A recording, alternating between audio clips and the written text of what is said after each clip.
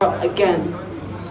To this day, he's suffering from PTSD. We have men and women in our country suffering the trauma that they live with every single day. So us being here is just so small. And when we say end SARS, we must be very tactical about what that means. We're not saying we want them to be disbanded. We're not asking for a reform. We want justice. We want these people who are killing our brothers, who are killing our sisters, to go to court, to go to jail, to be tried, to go to jail. That's what we're asking for when we say end SARS. No justice? No peace. No justice? No peace. No justice? No peace. Big round of applause, ladies and gentlemen. I like this. Can you raise that sign up for me? I want us to stand in solidarity again. We're going to read off the names of victims of SARS because this is very important, all right? So when I say the names, you just say the names after me. Emmanuel Egbo. Emmanuel Egbo. Daniel Adewuyi. Daniel Adewuyi. Chibuke Anams. Chibuke Anams. Ayomide Taiwo. Ayomide Taiwo. Ifeoma Abogu. Ifeoma Abogo. Kolade Johnson. Kolade Johnson. Jimo Isia. Jimo Isia.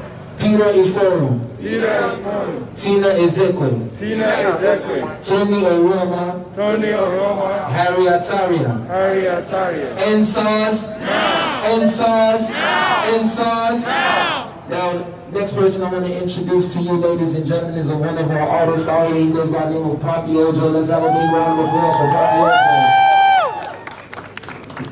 Ojo. Good afternoon, guys. Good afternoon. Good afternoon. Once again, thank each and every single one of you guys for coming out here. It's not easy. Some of us miss work. Some of us are missing money, but we're here because we have one mission. And that mission is to what? End SARS. That mission is to what? End SARS. For a lot of people like you or like me, I came here when I was 11 years old, feel me? So I didn't really personally get to experience what my cousins, my uncles, my aunties are experiencing back home. But that doesn't mean that we can't do stuff to help people back home. We have family members, we have friends, classmates that are going through these things. I saw a video yesterday of a guy getting shot for no reason, for just standing. Me personally, I've not experienced it as a man, but my family has experienced it. I lost my uncle to SARS. My uncle was a businessman. On his way to work, SARS were chasing people left and right. They saw my uncle. My uncle is a very well kept, he's very clean. Because my uncle is looking fresh, walking to work, they chased him to a river. My uncle falls in the water, can't swim. He's drowning. And then they all surround him, watching him, saying that if anybody help the guy come out the water, they will shoot him. That's how my uncle lost his life. I live with my grandma. Till today, she still cries over that situation. So imagine me being here, not understanding what's going on, back home, seeing my grandma when she wake up, on a random day, everybody else in the family is happy eating, and my grandma stumbles upon a video of somebody getting shot by SARS. She starts to cry again. And I'm there like, what's going on? You feel me? It's very sad. And I feel like as I'm here right now, I'm getting very emotional because we won't feel what they're feeling back home. We could say end SARS, end SARS, end SARS. We will never feel that pain that they're feeling back home. And for me, I know personally for me when I heard that story, I haven't been back home since I've been here. And I'm 23 years old now. I came when I was 11 years old. I've not gone back one time. And that's because myself, I'm afraid of my own country. I'm afraid.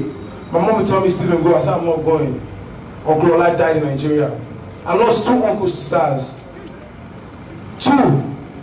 My grandma gave birth to three boys, 3 girls. She lost 2. My dad is the only one left. Imagine her sorrow. I can't go back there. I'm afraid. But today, seeing as we're all united, it has given me the strength to go back home in whatever way I can to make change. And I'm begging each and every single one of us, as I said, that are afraid like me. Because as I'm standing here, I'm saying it, but I'm still scared. But I can't keep living in fear anymore because I have so much cousins back home that call me like, Brad Stephen, please help. If I get a call tomorrow that my cousins are dead because of SARS, am I going to say I'm not going to go back home because I'm afraid to go and bury my cousin? No. We can't be afraid no more. So guys, please please, in whatever way we can, money, posting, whatever we can, please, guys, I'm pleading, and I'm making a promise to myself and to everybody back home in Nigeria, in whatever way I can, I'm gonna help. And I want each and every single one of us to make that promise too, because it might not be your brother, it might not be your sister, but who wants to see their peers die? I watched this video of this guy, this old man yesterday, crying that they killed his son. And I felt like I was that man's son. If it was you that lost the son, how would you feel? So we have to put ourselves in that position and we have to fight together. So guys, please, I'm begging. Please, let's help. In whatever way we can, let's help. Thank you. I think he said something very important, that even though he was afraid, that he is afraid, he still wants to go back home and make that change. All of us have had plans to go back home in December. It's not only about Jaye, popping bottles, Zango, all of that stuff. Because right now we have issues facing us. We have our brothers and sisters back home that definitely need our help, like he said. So when we are out there, for those of us that are going this December, keep in mind what the mission is. You don't want to just say NSARS now just to look good for social media or just look good for your friends, and people are still suffering. We want to make sure that we are taking this message from now till SARS is no more. That's how we need to do it. All right? When I say NSARS, you say now. NSARS, NSARS, NSARS, NSARS. So we have our next.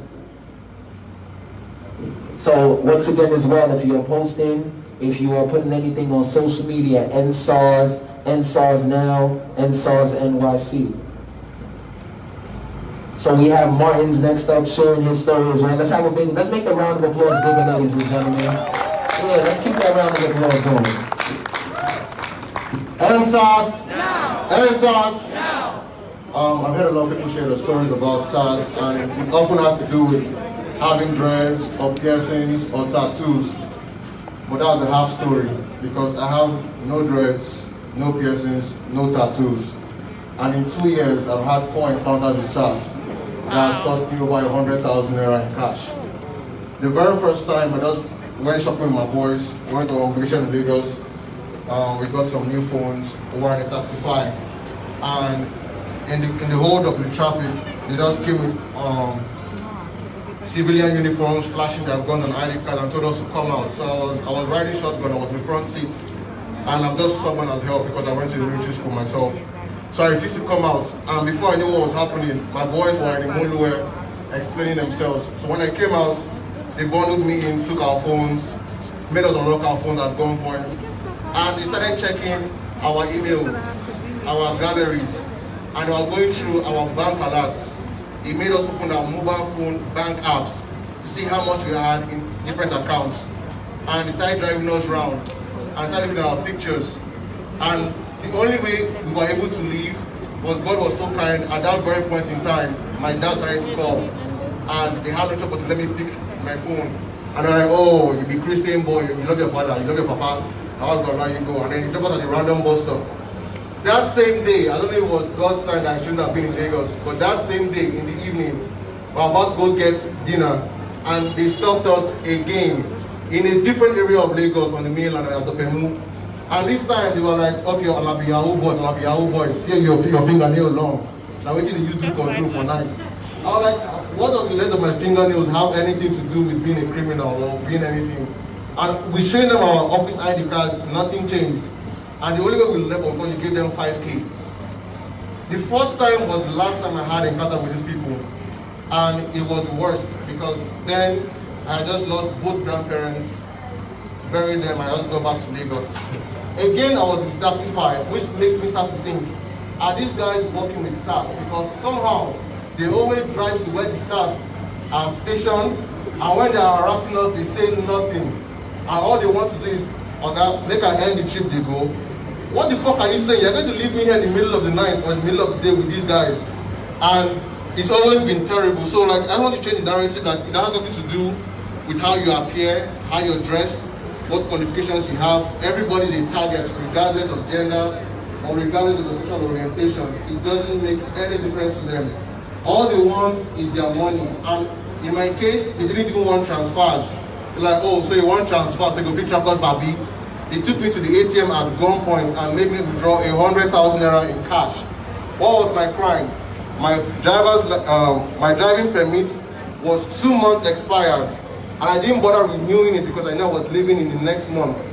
And that was why they took 100,000 naira from me and my cousin in cash right there in Lekki at Lekki Gate. So SARS is evil, and it is not a representation of Nigerian mentality or anything. They are spawns of hell. And this thing has been happening since the days of the Bible, because even in Luke 4:13, Jesus tells the soldiers, like, you don't need to extort people and kill people falsely. Be content with your wages. If you don't believe me, you have the Bible, you can look it up. So this is just pure evil. It's not Nigerian evil, it's not African evil, it's just evil. And with all I want to say is, whatever you can do to support, cash, online trades, whatever, just support. Everyone is a target, nobody is safe. Don't be fooled, nobody is safe. Answers! Answers! And one more thing, because some people are like getting satisfied with the reform. That reform is bobo, is wash. They changed the name from NEPA to PHCN. How far? Like they? No. They want to change the name from SARS to anti-kidnapping or anti-cultism. They are rebranding criminals. NSARS is not a marketing campaign. It's not a rebranding issue. You can't rebrand evil. Evil is evil. You can't change it to water. It doesn't make it safe.